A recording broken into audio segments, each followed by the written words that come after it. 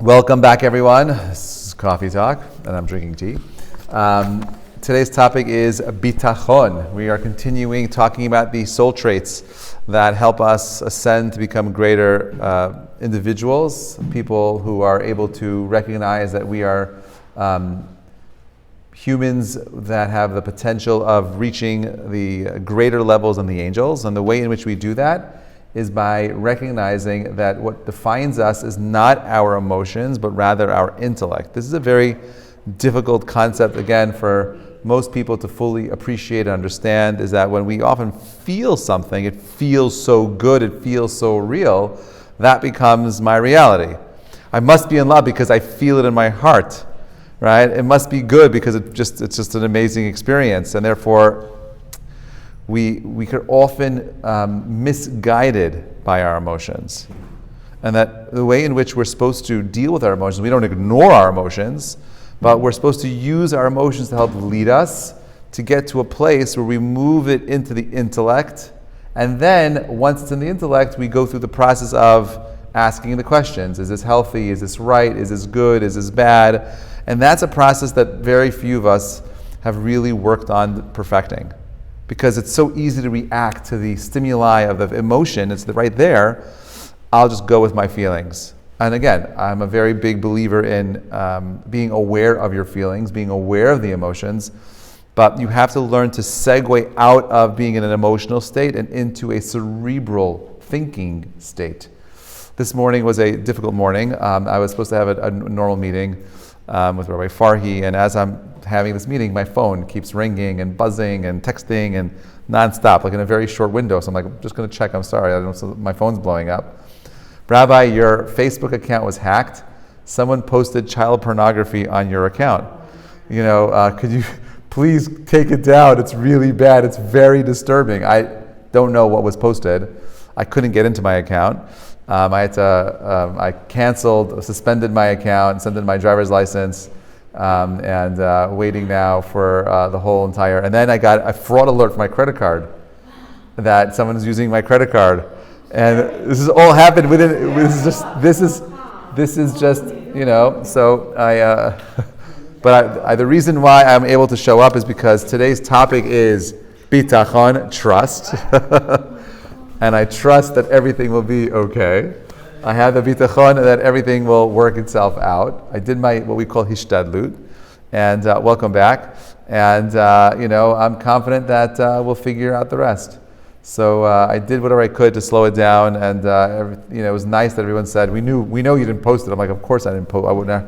But the fact that it happened, and the fact that that happened to me this morning, is not an accident. Meaning, we are not put into situations that are challenging for no reason.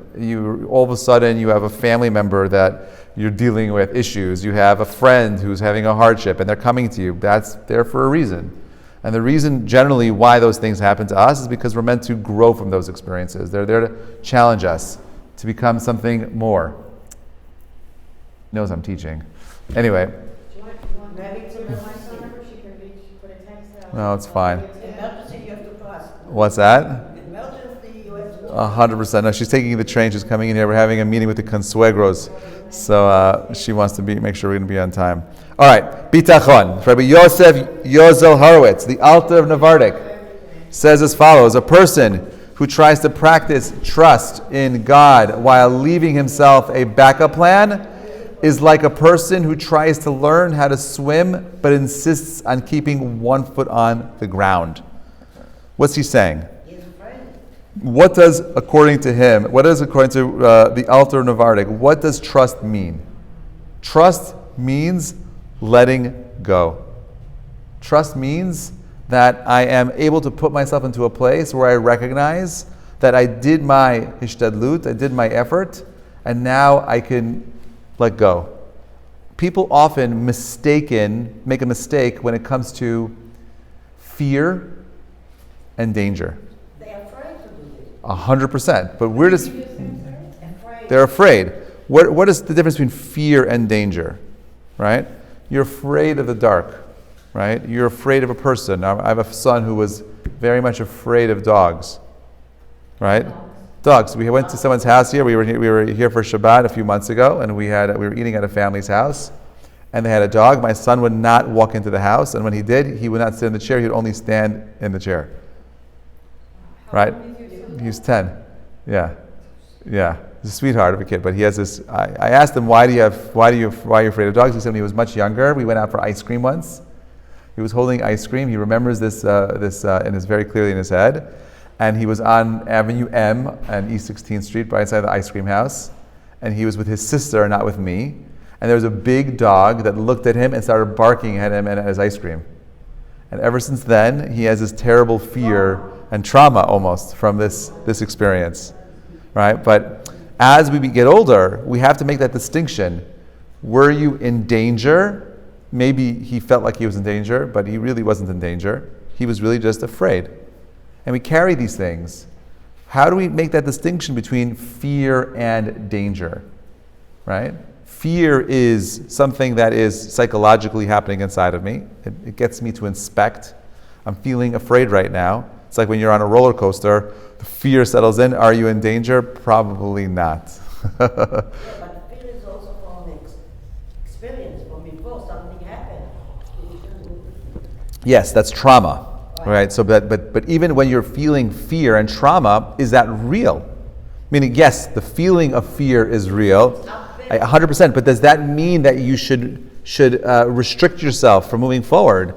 Does that mean that you now shut everything down because of that emotion? You have to work on things. 100%. That's my point. My point is that this is another example of emotions that are real, tangible, but don't translate into how I'm supposed to respond to the real world that I'm in. Fear is real, right? But it's not danger. Danger and fear is a whole different thing. Then stay away, be afraid, pull away from the dog, don't go into the house, stand on the chair. There's what to worry about. But if there's a little puppy that's this big and is wearing a muzzle and whatever it is, there's no reason for you to be afraid. That's just in your head. But the issue of these things comes from trust, not just fear. Okay, fear is a symptom of a lack of trust. And Rabbi Yosef Yosel Horowitz, the Alter in Navardik, is saying that when we are struggling with anything, it's simply because we are lacking trust. And what does trust ultimately mean? How do we understand trust? So look at this next quote. This is one of my favorite quotes. He says, the Kutzker Rebbe says, there is nothing so whole as the broken heart. What do you think that means? Number 2, there's nothing so whole as the broken heart. What does that mean? How would you explain that? What is he saying? What is he saying? You know what he's saying? He can say a broken heart, so it's not complete, something's missing. No, he's saying something more than that. He's saying like this. Look at the quote again. There's nothing so whole as the broken heart means that the only way we could find shleimut, wholeness, is through the process of mending something that is broken. Do you understand that? So I say it again. Yeah. There is nothing so whole as a broken heart, which means that which means that there is the only way we become whole is through mending the broken heart. Do you understand? We think that being whole means that I can pull one up here. We think that being whole means that I'm shalem and it's perfect. Perfection is perfection. But we don't believe in perfection, just perfection. That's an angel. Every single person who is whole, who is shalem, had something that they overcame, something that allowed them to express their greatness in the world, and through that process of growing, developing, of overcoming, of mending, did they become something more, or a whole heart. Okay, and I love that. Moshe, great example. Would you have hired Moses for the job to lead the Jewish people out of Egypt? You know what the answer is? No. He said it himself. Who am I to go to Paro? But more than that, forget about what he said. Just look at his resume. How old was he when he took the job? He was 80 years old. 80 years old. Okay?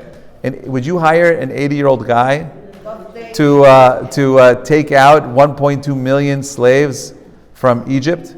Would you hire 1.2 million people? Would you hire an 80-year-old guy to deal with a king of a powerful nation? He should be your ambassador, an old guy coming up there. That's what you want?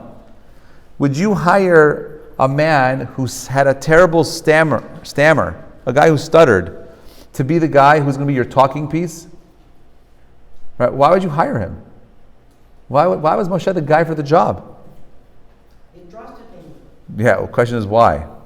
Why was he trusted? What was unique? Yeah, so his humility is a unique character of his, but his humility is not why he got the job. The humility is what allowed him to recognize that he had chisronot, that I am incomplete, that I am in fact broken, and that I need to go through the process of building myself up to something more.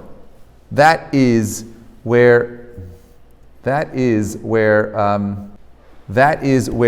greatness of Moshe comes from. The fact that he had the humility to recognize that there were things that were lacking that allowed him to work on becoming something more. So, for example, there's a famous story that is told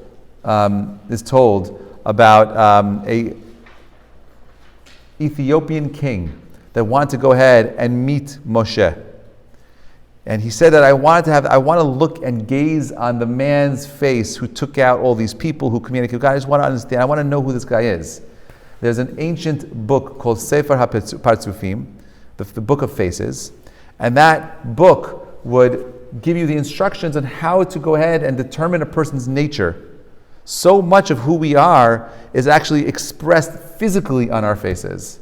And that with this book, almost like reading a palm, if you read a person's face, you can know everything about their character. And the truth is, there are some people, depending on where their lines are, they're always smiling, right? As we get older, the wrinkles kind of settle in. Are we sad? Like, so much of our emotions get imprinted on our face. He's like, this guy says, I want to see Moses. So he sends out a team of artists, the best that he could find, to take a portrait of Moshe. They come into the Midbar, and they see Moshe, and they start painting. Following him around, painting him. They bring back this painting, this portrait to the king, and he's like, there's no way this is the guy. No way this is the guy. Sends out a second team. Second team comes back with a portrait again. This is the new thing right now in art. I'm not sure if you know this. The big thing in art right now is called hyperrealism. They're taking a portrait of someone that makes it look like a photograph. Okay? Hyper-realistic pictures are the big new fad right now in art. So you can't tell if it's real or not. So he sends out a second team, hyper-realist, artists. They come back, and he's like, "There's no way this guy's face is Moses. I got to meet this guy for myself."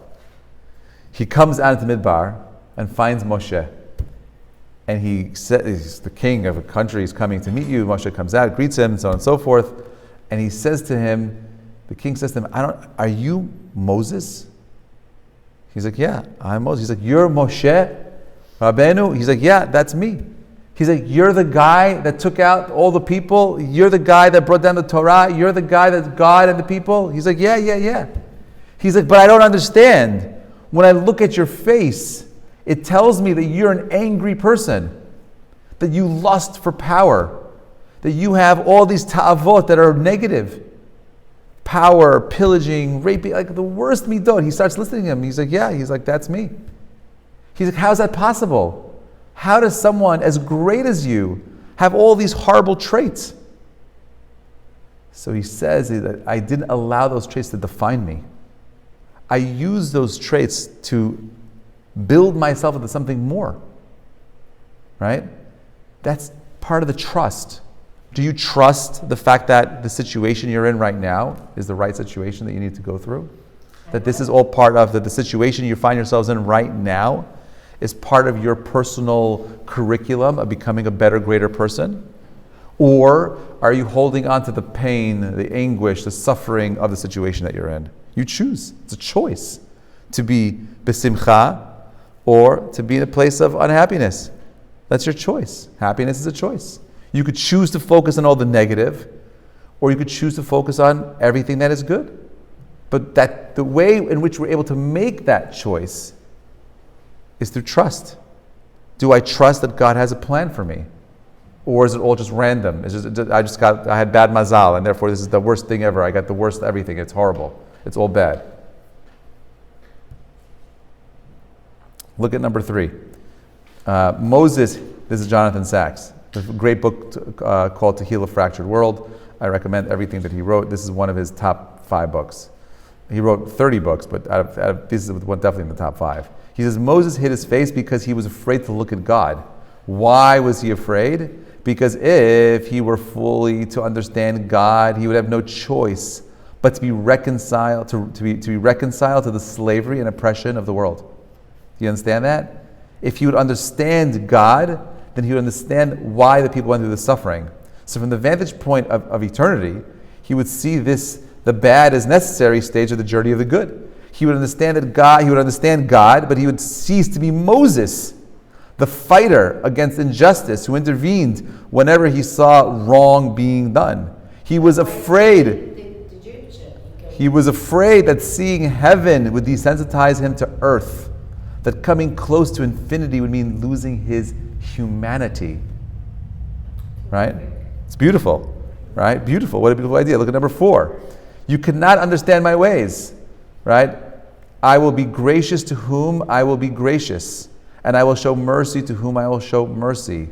There is an element of divine justice that must always elude human beings. How much less so in the mind of the Creator himself. Second, you cannot see my face or see me and live, right? Humans cannot, at best, see my back. Even when God intervenes in history, we can only see in retrospect looking back. Meaning, when we go through, Moses says to God, Ha'areni na kvodecha, show me your glory.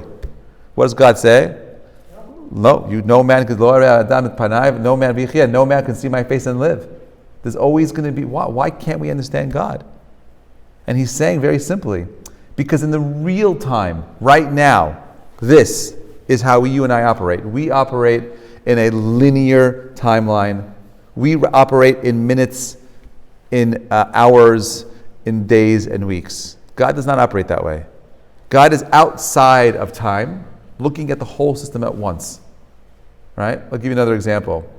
You see you're watching this. You're standing on the corner of Lex and 63rd, or Park and 63rd, and there's a guy waiting there in the corner.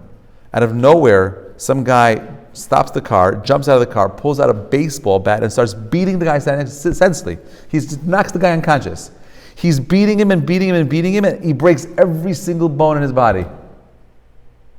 You get into the ambulance, you help the guy out, you take him, and then you get to the hospital, and this guy's all bandaged up. And all of a sudden, the guy with the baseball bat walks into the hospital room. And you're freaking out, like, what are you doing here? He's like, no, you should thank me. I'm a doctor. And I recognize that based on, I specialize in a specific kind of neural disease, and that I knew you only had 12 hours to live, and if I didn't break your bones, then this disease would have spread, you would have been dead in 24 hours. Is it true story? No, I'm just a ma'aseh shaya. This is a ma'aseh. No. It's not, but listen to the point. Listen to the point that I'm saying. No. Listen to the example. Listen to the mashal. Ready? When you first see the guy, you want to kill the guy. What do you mean? You broke every bone in my body. But let's say he could prove to you beyond reasonable doubt that everything he said is true. Would you thank him for breaking every bone in your body? Yes, you would. 100%. If he could prove to you that you had this disease, you get the blood test, and it's fact that, God forbid, this person had this horrible disease, and he would have died within 24 hours. And because he broke your bones, he saved your life. How do you save a person's life by breaking their bones? It's again, it's That's why I didn't understand. ladies, just take a step back for a second. Use your I need you to use your masculine imagination for a moment. There has to be another way. Let's say there is no other way. In my example, that's the only way. Would you thank him? The answer is 100% yes, you would. Okay? Because he saved your life. You had to go through that agony. How many times, if you have children, have you taken your little kid to the doctor? I remember the first time I did it, Yaakov. Take him to the doctor. I was in Israel. He had to get whatever shots he had to get, vaccinated, whatever it was. And the doctor says, okay, Taziko, to hold him down. I'm like, all right, I'll hold him down. and he takes out this machine gun that looks like a shot, with a little needle on it. And my son looks at me like, Abba, are you serious? You're going to let this guy stick that into my body? It's bigger than him. It's this huge thing, right? So I'm like, okay, I'm going to hold him down. So my son looked at me with the worst eyes ever, crying, like, Abba, you betrayed my trust. Like, you're supposed to be my protector. You're supposed to be the guy that makes sure these people don't do this to me. How could you let this guy stick this thing in me, this sword? You didn't question the doctor, why are you... I'm exaggerating, but to my son, to my son, ladies, come on, there's a process here. I'm just trying to get your attention, right? So too literal today. Okay, I got Facebook hacked today. Okay, So you have this boy who's watching. For him, it's this mass. It's a little shot, but for him, for a kid, it's this big deal, right? And They haven't a big one now. yeah, now it's small. Baruch Hashem, right? But the kid, if he was looking at you from his vantage point, right then and there, you have betrayed him. Is it a betrayal? Is it in fact a betrayal? The answer is no. He should be thanking me because I'm making sure that he's protected. I'm making sure that he doesn't get sick. I'm making sure that I'm doing everything in my power to make sure this kid is fine, right? But from his perspective, from his small perspective, he could only relate to the fact that there was betrayal and pain, and I'm the cause of it. It doesn't matter. Now, when he's older, he'll look back and say, "Thank you, Dad, so much for everything that you've done." Oh, and he'll never forget it, for sure. For sure. Is that the same boy and the dog and the ice cream? No, this is a different boy. My kids are all traumatized, yes, no question about it. Different kid. That was my youngest son with the ice cream. This is my oldest son. He's getting married, thank God, so he's on his way out. So you see that what God is telling Moshe, that when we're dealing with suffering and pain, Harena Kvodecha, Moshe is asking, help me understand, why is it that there's something called Tzaddik Veralo, that a righteous person can have bad, Rasha V'Tolov, and that the evil person has good? God says, you can't understand it because you're a human being. We cannot relate to pain and suffering in real time. What does God say? I will show you my back. He walks away. Time passes, Moshe, and you'll understand it. It'll make sense to you. We can't understand in the midst of why we're going through what we're going through, but if you allow time to pass, you will get the clarity you need. They say hindsight is 20/20. Looking back gives us sharp crystal vision. Okay, but when we're in it, the thick of it, I can't understand it. Look at number 5. Okay, he says at the beginning of World War II, the Musar teacher Rabbi Yehuda Leib Nekritz, along with his wife and children, were exiled from Poland to Siberia. The Russians had invaded, nothing's changed. The Russians had invaded the part of Poland where Nekritz's family lived. And because Rabbi Nekritz had been born in Russia, he was judged suspicious. So he was sent to a labor camp, which was very harsh, North Country. Of course, everyone in the town was distraught, the poor Nekritz family, since all the others were allowed to remain at home, while this one family was singled out for punishment and exile. Terrible, terrible, they moaned. And it was indeed terrible, except for the fact that those remaining in the town were ultimately co-signed to an event far worse, right? To even worse fate. Once the Nazis rolled into that part of Poland, they shipped all the Jews in that city to their death camps. At the end of the war, the Nekritz family was released and made their way to the United States. The exile of Siberia had been their ticket to survival. You could be in a situation and you think it's the worst thing in the world. He's going to Siberia! Horrible! Right? And everyone's feeling terrible, terrible, terrible. In the meantime, they don't realize that this guy was being saved. Isn't it a similar story of the rooster guy who was camping outside of the town? Rabbi Akiva. Yeah. Same exact story. That's the idea of Gamzul Tova. How do you have that clarity? Right? Rabbi Akiva is out there in the middle of the night. He's in somewhere in the north, and he has his rooster and his donkey, and he has a little candle. The candle goes out. The rooster is killed. The donkey dies, and he's all alone. And then there's that's right. The robbers, he was able to get. So he never worried about it. He had that complete bitachon, the trust that everything that happens is, he said, Gamzu Tova. This also is for the best. It's good if you will understand this or it's coming. That's right. Now, people who have anxiety today have it because they think they're in control. Say that again? You have anxiety because you think you're in control. Think of it for a minute. If you believe that you did your hishtadlut, your efforts, and that you're not in control of the results, why should you have anxiety?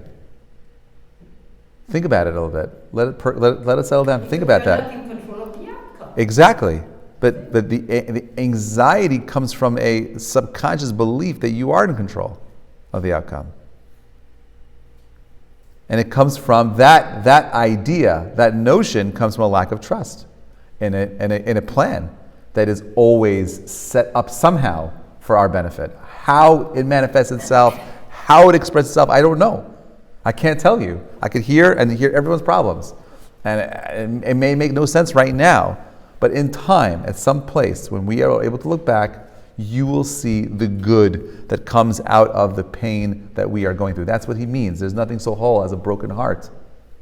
Once you mend that place of pain that we're coming from, And this goes ultimately up to death. it can. We don't believe that death is the end. We just believe that death is a rebirth. Just like a fetus in its mother's womb is living in a reality where it is completely cared for, all of its nutrients, its needs. It has lungs but does not breathe. It has eyes but does not see. It has a mouth but does not chew, does not speak.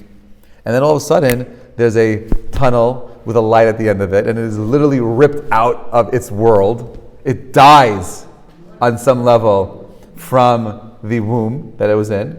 It's literally cut out, right? The life-giving force, that plug to his life is literally cut out.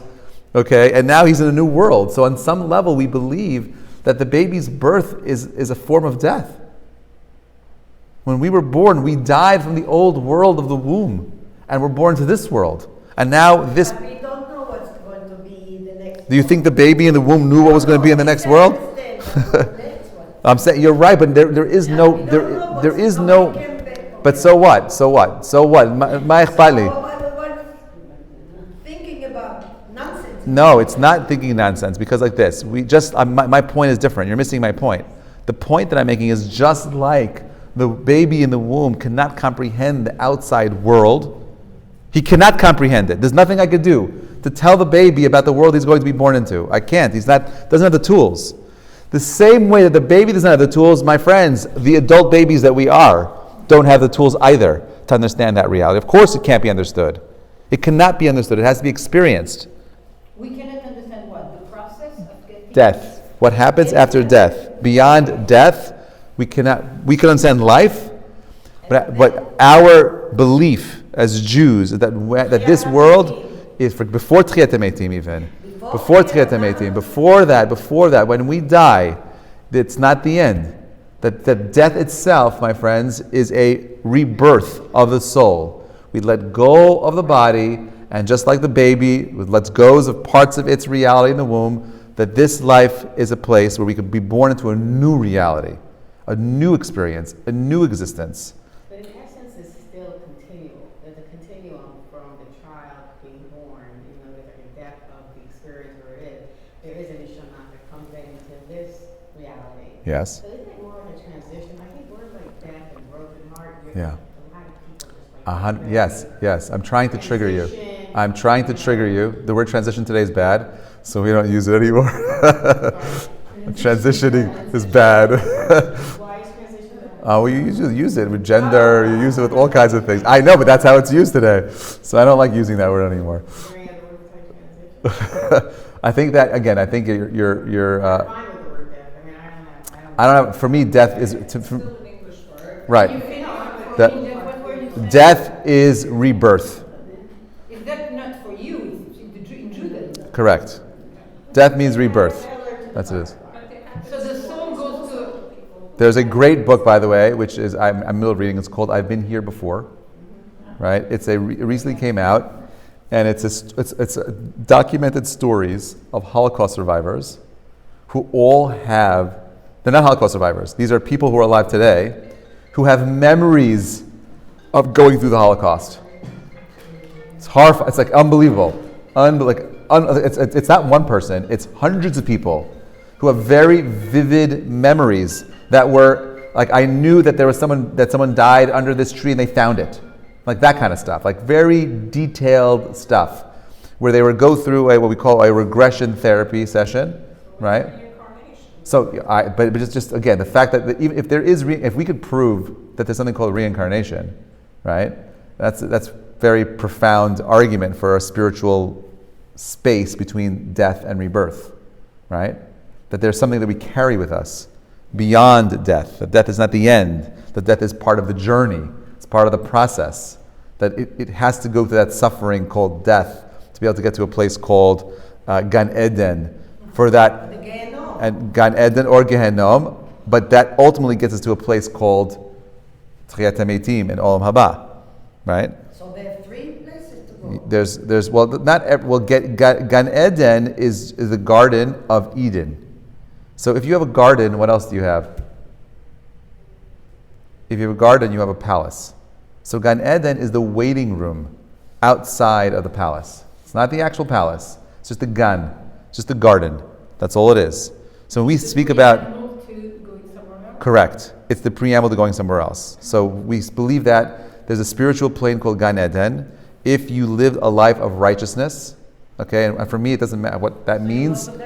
What righteousness means, that you are using your life in a meaningful way, that you are growing and developing yourself as a person. It doesn't matter where you fit on that scale, as long as the scale is moving upward, that you haven't given up, that you are still developing yourself.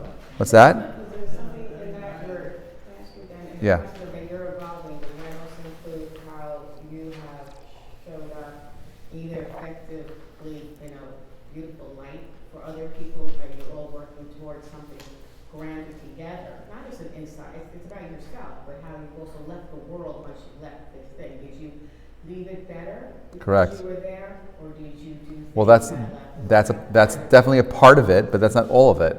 There's moral development, there's spiritual development, there's personal development, there's familial development, there's communal development. There's so many layers to it. It's all of it. It's all of it, right? But the idea is that we need to be developing and growing and bettering ourselves, right? I'm sorry, I interrupted you. You said Gan Eden is then one part, and then that's a waiting room? Gan Eden is the waiting room. Gan Eden is the waiting room. After Gan Eden, it's something called Tchiyat HaMeitim, the resurrection of the dead.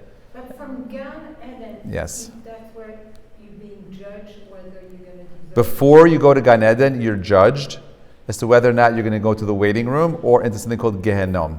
Now, people don't understand Gehenom. The way I'm not an expert in Gehenom, but the way I understand Gehenom is like this: if we were to make a small little circle on the wall behind me, right, and then you made concentric circles like rings around that middle circle, the most inner circle is God, and every ring outside of that is a different layer of reality. The people that are sitting on the closest ring, the closer you are to that source, that is Gan Eden. The further away you are from that source is what we call Gehenom. We don't believe that there are any red men with tails and horns with pitchforks poking you and firing. We don't believe that. That's not purgatory. That's not a Jewish concept. Do we believe in Satan? We believe that the Satan is different. The way the Goyim believe in Satan is that there's a force that's fighting against God's Ratzon.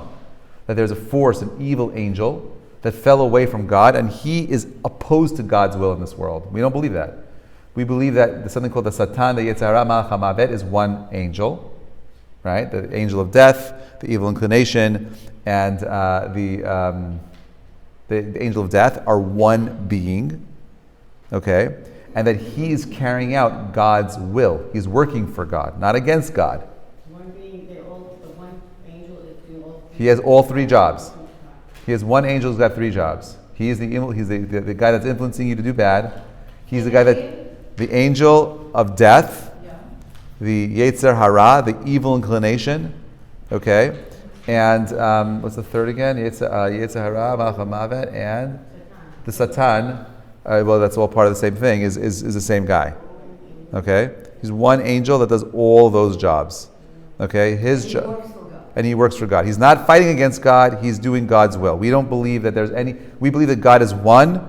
He is all powerful, and there's nothing that could fight against God. It makes no sense. And if God has a being that's fighting against him, that means God's not all powerful. If God's not all powerful, then he's no longer a God. So why do you believe in him? He's not all-knowing then, because it's something else. Those ideas are taken from the pantheon of gods, from the Greeks and the Romans, not a Jewish idea. But these are how we get tested too. Yes. Our angel, the evil inclination, which is working for Hashem, is the opportunity for us to Hashem's testing. And he's saying, all right, you're going to do this way, you're going to do this way, and then you overcome it. Then Hashem's like, oh, Baruch Hashem. Right. And you pass what this angel tried to do. We could do. Missing the trust. We're going to get to trust. This is all part of it. We're going to get to trust right now. Okay, so look at number 7. A Rebbe saw a fantastical busy man, and he asked the man where he was running so hurriedly. I'm chasing my destiny, the man answered, to which the Rebbe replied, how do you know it isn't also chasing you? Maybe all you have to do is stand still for the moment to give it a chance to catch up to you. How do you know? Meaning, you're always running and running and running and running, looking for your destiny, but how do you know that destiny isn't chasing you? Right?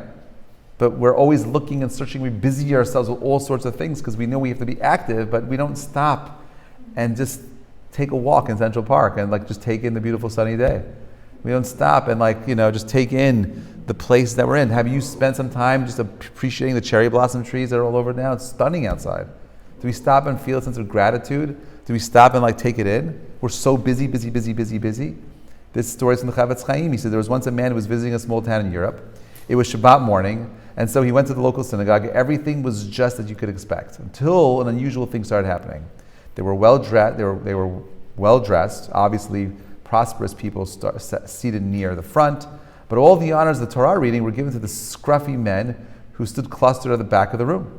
When it came time for the rabbi to say a few words of wisdom, all he spoke about was the weather. After the prayers were finished, lovely food was spread on the tables and nobody ate. The man was flummoxed, right, by all the incomprehensible going-ons. What kind of place was this? Was everyone crazy? Finally, he pulled aside one of the locals and asked. He said, "What's going on here?" The disheveled people who got the Torah honors, the rabbi's speech about the weather, the uneaten food, nothing makes any sense. So the man said to him, "Those scruffy-looking men had been unjustly imprisoned, and the community worked long and hard to ransom them to freedom. Isn't it wonderful that they were now free, right, to come to bless the Torah?" The rabbi spoke about the weather because there was an unusual drought this season, and the farmers had nothing on their minds but their crops. And the rabbi knew and cared for their concerns. So why didn't everyone eat? On Shabbat every month, the community prepares its usual lunch, but instead of eating it, the food is donated to the local home for the elderly. Right? It's so easy to stop and judge the circumstances that we're in, but when you don't have the full clarity of what's happening around you, you have all these crazy notions and ideas. Okay, last piece. So the Orchot Tzadikim says as follows: he who believes in God with a perfect heart and trusts in Him with a strong trust, his trust will bring him to the point where he will never fear man or evil circumstances. And he will never serve a man in order to please him. And he will never place his hope in a man. And he will never agree with people in matters that are contrary to the service of the Creator. May he be blessed. And none of their affairs will frighten him. And he will not fear their quarrels. And if he rebukes them, will not worry about their pride. And if he finds it necessary to shame them, he will not shy before them. And he will not make their falsehoods beautiful or acceptable, as the prophet said, "For the Lord God will help me. Therefore am I not confounded, and therefore have I set my face like flint, and I know that I shall not be ashamed." Okay? When we have bitachon, when we trust in the system that God put out for us, there is no room for this for the hardships that we find ourselves in.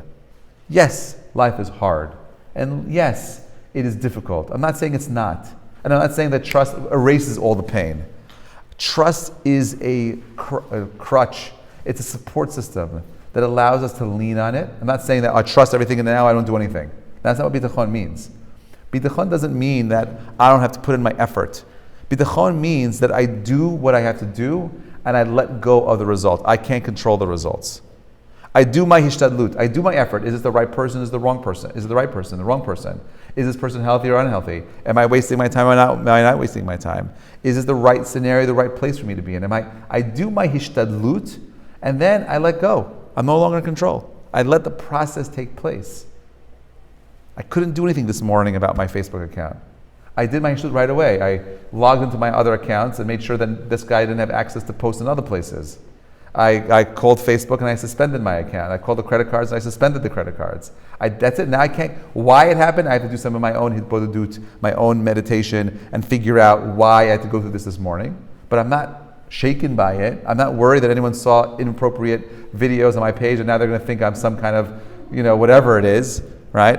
I'm not worried about it. For whatever reason, and if they did, that's part of the process. I will deal with it. But I will not allow my center of gravity to be shaken by the outside things that I experience. I work. It's an avodah, by the way. This is not natural. You have to work on bringing yourself into this state of equilibrium. But how do we get there? The way in which we get there is by recognizing that there is something called a borei olam, that there's something called justice in the world. There's something called a God-loving being in the universe that somehow has set things in motion, and we're playing a part in it, not as toys for God, not as an experiment for God.